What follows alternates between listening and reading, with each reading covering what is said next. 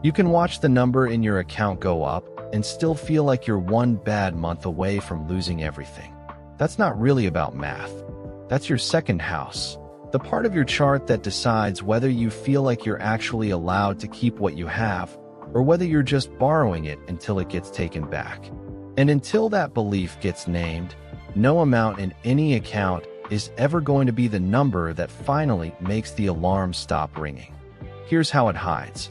Refusing to spend on yourself gets called being responsible. Never quite believing you deserve the raise gets called staying humble. Holding on to things you don't need just in case gets called being prepared. Undercharging for your own work gets called not wanting to seem greedy. Every one of those labels protects the same quiet rule underneath, that resources, once gained, could disappear at any moment, so better to never fully trust having them at all. So the saving never actually buys peace. It just buys a slightly bigger number to keep worrying about. Left unchecked, this stops being about money at all. You start rationing compliments the same way you ration spending, deflecting them fast, like keeping one would somehow use it up. You feel a flash of threat when someone else's success gets mentioned, even when it costs you nothing, because scarcity doesn't check whether the math actually applies to your situation. You notice you can't enjoy something you bought without immediately calculating what it cost you in a way that quietly ruins it. And somewhere in there, you stop asking whether you actually feel secure, because the honest answer would mean admitting no amount was ever going to be enough. Ask yourself honestly, when did you last feel completely enough for a full day without recalculating anything? Comment the item or amount you can technically afford but still can't let yourself spend, and what you tell yourself instead. The shift starts small.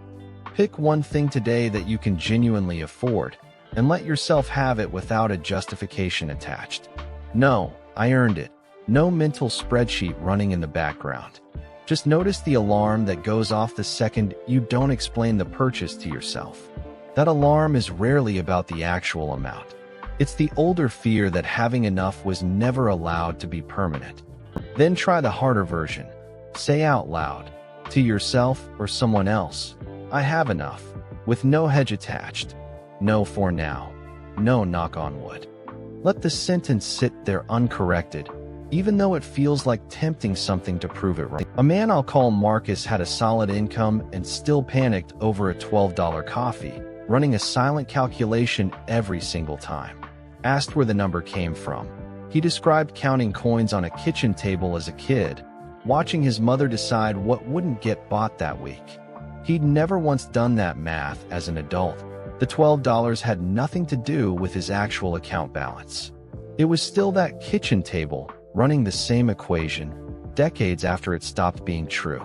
Once Marcus named where the number actually came from, he started tracking something new, not what he spent, but what happened after he spent it without guilt. Nothing collapsed. The account didn't empty. The safety he was braced to lose stayed exactly where it was. That's the real work of the second house.